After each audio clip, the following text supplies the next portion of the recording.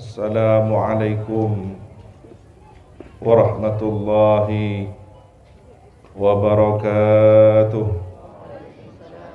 Hadirin hadirat muslimin muslimat, para pecinta baginda Nabi Muhammad SAW seluruhnya, hafizakumullah jami'an. Semoga kita dijaga oleh Allah Subhanahu wa taala. Kebersamaan kita, kekompakan kita hari ini,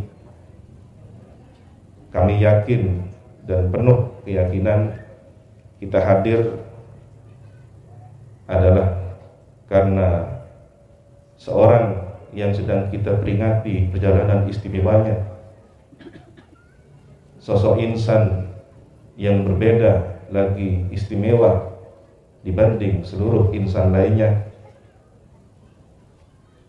Beliau yang fisik dan psikisnya, ruhani dan jasmaninya bahkan lebih hebat dari para malaikat, yang akalnya jauh melebihi akal para intelektual, yang hatinya lebih hebat dari para wali, sekalipun yang tembus hatinya ke arsy, bahkan kecepatan fisiknya melebihi kecepatan fisik orang-orang mukmin dari mahsyar menuju surga, melintasi sirat. Di antara mereka ada yang lebih cepat dari cahaya, lebih cepat dari kilat sekalipun, tetapi sosok baginda Nabi Muhammad SAW jauh melebihi semua itu. Beliau insan kamil, sosok yang paripurna dalam kemanusiaannya. Kita bukan umat yang mengkultuskan nabinya. Kita bukan penyembah manusia. Kita kenal maqamul khaliq wa maqamul makhluk. Tetapi di antara sesama manusia ada manusia yang mulia. Sebagaimana di antara hari ada hari Jumat yang mulia. Di antara bulan-bulan yang ada beberapa bulan Ashhurul Hurum, bulan yang mulia. Maka sekali lagi kami yakin hati kita terpanggil untuk membawa jasad ini berkumpul bersama di majelis yang mulia demi satu orang yang mulia, baginda Nabi Muhammad SAW. Itulah mengapa beliau baginda Nabi mendapatkan satu anugerah, ibadah yang tidak pernah diberikan kepada nabi-nabi lainnya, ibadah yang tidak pernah diberikan pada para rasul lainnya.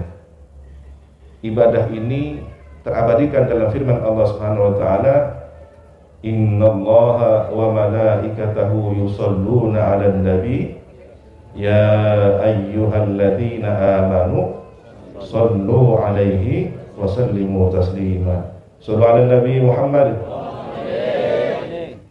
Maka ketika kita baru saja melafazkan salawat pada Nabi, kita sudah beribadah yang paling istimewa dan tidak pernah disyariatkan pada nabi-nabi sebelumnya.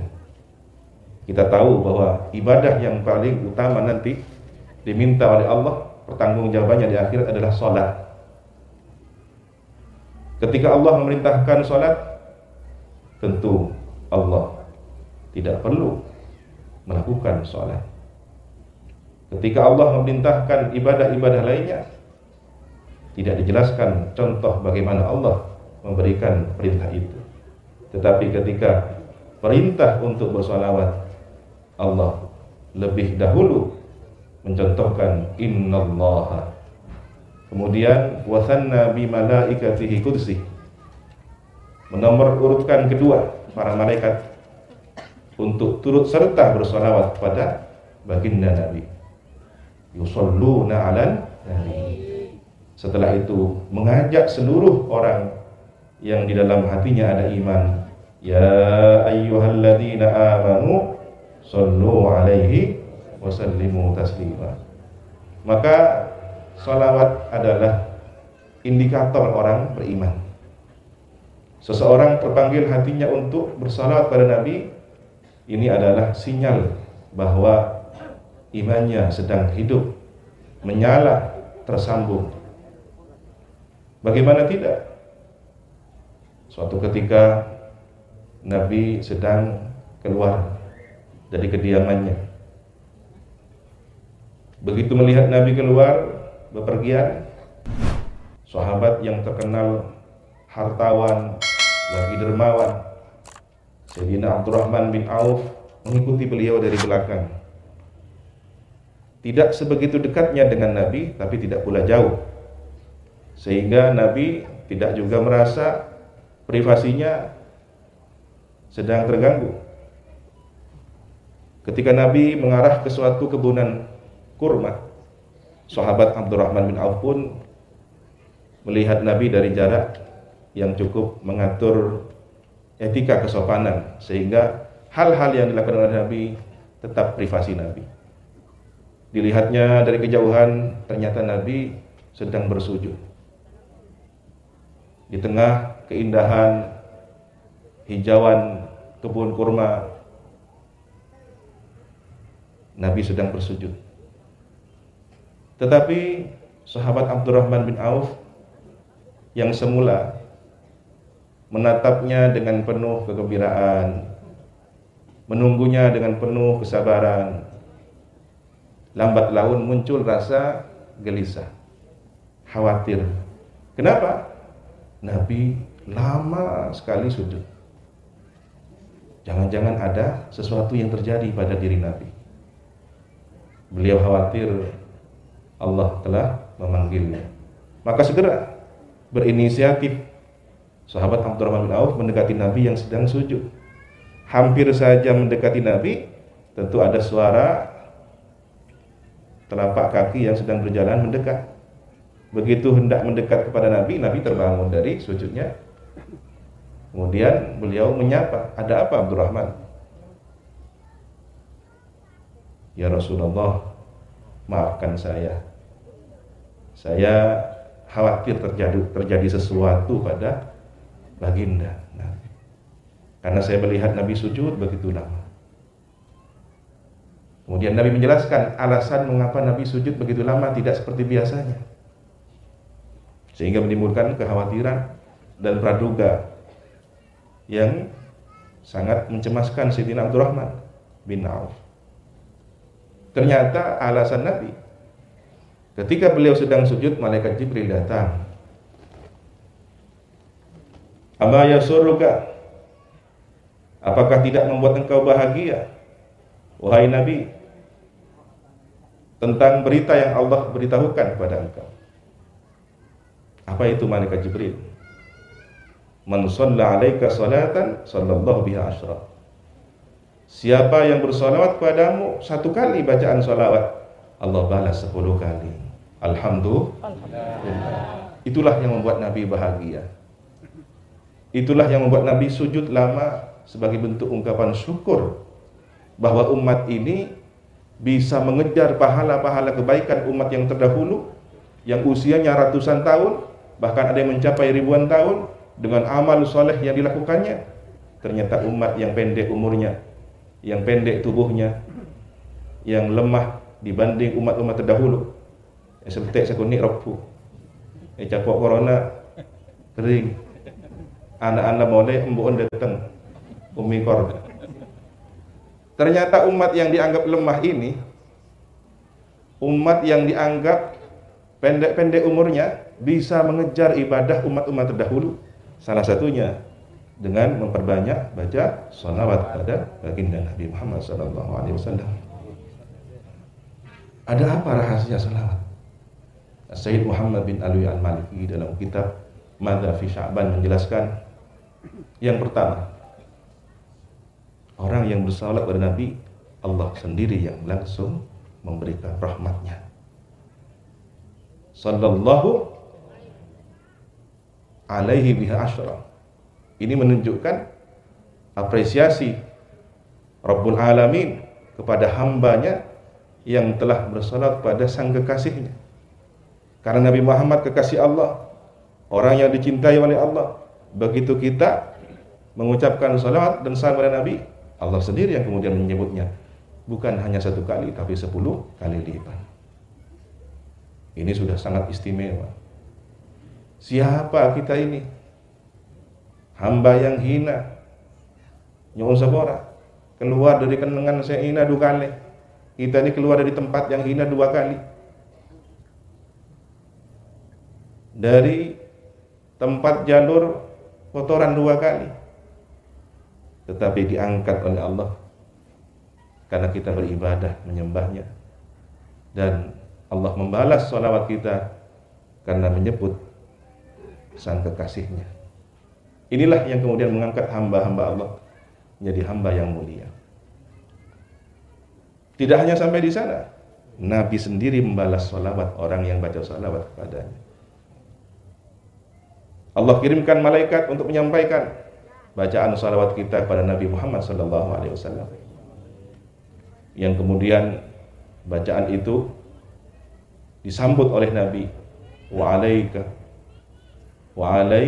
salam wa alaikas salatu wassalam. Nabi yang membalas salawatnya, Nabi yang membalas salamnya. Jadi setiap kali kita baca salawat dan salam, Nabi membalasnya untuk kita. Alhamdulillah. Sudah dapat jawaban dari Rabbul Alamin 10 kali lipat. Tidak usah 10 kali lipat, 1 kali jawaban dari Rabbul Alamin yang memiliki semesta raya ini. Sudah tak berbanding, tak ada nilainya sholawat kita. Apalagi sampai 10 kali lipat. Masih Nabi Muhammad sendiri yang membalas sholawatnya. Tidak hanya itu, setiap malaikat diajak bersalawat kepada orang yang bersalawat kepada Nabi Muhammad SAW 70 kali. Ini sudah mulai ke matematika. Sekarang berapa malaikat yang menjaga arsy? Berapa malaikat yang menjaga Lauhul Mahfuz? Berapa malaikat menjaga Al-Qalam? Berapa malaikat yang bagian menjaga Sidratil Muntaha? Langit 700 langit, setiap pintu langit ada malaikatnya. Surga ada malaikatnya, neraka ada malaikatnya, bumi ada malaikatnya, planet ada malaikatnya. Pepohonan, hujan, gunung, sungai, lautan, daratan, semua ada malaikatnya. Setiap orang yang bersolawat, seluruh malaikat diperintah untuk juga bersolawat pada orang yang bersolawat pada Nabi Muhammad SAW 70 kali. Jika ada bertriliun-triliun malaikat bersolawat, maka seluruh malaikat membalaskan solawat orang yang bersolawat dikalikan 70 kali lipat. Berapa? Tak terhing, kalkulatornya yang terhingga. Kalau angkanya ada, matematikanya menghitung. Tetapi akal kita, nalar kita, logika kita yang terhenti karena saking besarnya angka itu, sehingga kalau ditulis di komputer atau di kalkulator, yang keluar apa? Error. Apanya yang rusak? Alatnya yang tidak mampu. Angkanya ada, karena matematika itu pasti. Lebih hebat lagi, apa? Ketika ada orang cerdas bersolat pada Nabi Muhammad SAW dengan pendekatan matematika. Salah satu orang cerdas ini adalah yang kita ikuti fikihnya, ijtihadnya. Beliau adalah Imamuna Muhammad bin Idris Asy-Syafi'i rahimahullahu taala. Beliau setelah wafat, ada murid yang bermimpi bertemu dengan Imam Syafi'i. Diboyong seperti pengantin laki-laki sedang diboyong. Mau dibawa kemana? Ke surga. Lalu ditaburi bunga-bunga. Nah, orang yang bermimpi ini bertanya, wahai Imam Syafi'i, Anda mendapatkan penghormatan demikian rupa di alam barzah. Apa amalan yang Anda sekiranya mendapatkan akibat? Sebab amal-amal apakah yang Anda kemudian mendapat akibat mulia semacam ini?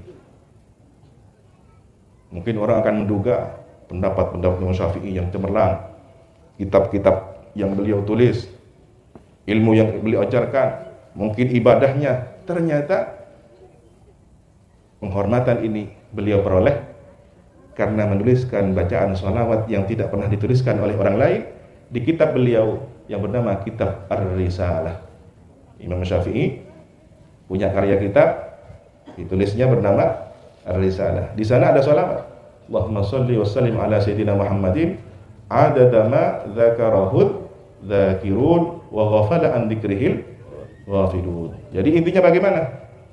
Imam Syafi'i menuliskan salawat yang inti salawatnya sehitungan jumlah orang yang ingat kepada Nabi untuk bersolawat, dan sehitungan jumlah orang yang lupa juga pada Nabi untuk bersolawat.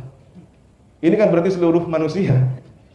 Sekarang kalau kita total jumlah penduduk bumi sekarang, kalau terupdate baru berapa? 2021 itu 7 miliar populasi umat manusia. Umat Islamnya berapa? Seluruh dunia. Benikun nimbuan manono. Satunya. Sana apa? Umat Islam satunya 1,91 miliar. Sedikit lagi 2 miliar. Makanya si jumlah-jumlah tidak kawin. Mari jen banyak nih, mari dapat 2 miliar. Si anan kursit tuh banyak tuh lindana. Katakanlah 1,91 miliar itu kita bulatkan 2 miliar. Dari 7 miliar kita hanya 2 miliar. Lalu siapakah yang 5 miliar ini? 1,1 miliar ateis. Tak para jaga pangeran. Ika boleh pada neraka, tak pada neraka jangan. Ika boleh pada surga, tak nangali ke surga. Diberitahu berita gembira, amalan soleh ini dapat pahala. Pahala tak padang, si padang besi. Ketika dia berbuat maksiat, ditakuti dengan ancaman dosa, dia memberi dosa. Tak tangali dosa. Nah, orang-orang ateis di dunia ini 1,1 miliar. Sisanya yang 4 miliar campuran. Ada Kristen, Protestan, Hindu, Buddha, Konghucu dan semuanya. Nah, kalau kita anggap secara mudah, yang 2 miliar ini bersolawat pada Nabi. Yang 5 miliar sisanya tidak bersolawat pada Nabi. Ini semua di total 7 miliar. Kalau menggunakan pendekatan matematika solawatnya Imam Syafi'i, jadi beliau satu kali lafaz Allahumma sholli wa sallim ala Sayyidina Muhammad adada ma dzakarahu dzakirun wa ghafala adrikil ghafilun. Satu kalimat ini senilai 7 miliar. Kemudian jika berbanding salamnya, salawatnya para malaikat, karena satu kali salawat dibalas oleh malaikat 70 kali salawat. 7 miliar kali 70 kali. Kemudian 70 kali ini ping piro malaikate? Mumet. Tidak bisa ngitungnya kita. Jadi bagaimana? Melimpah ruah. Inilah keistimewaan salat. Inilah percepatan amal ibadah kita. Kenapa? Karena yang sedang kita peringati sosok manusia istimewa yang kecepatan fisik dan ruhaninya melampaui makhluk terhebat sekalipun. Bahkan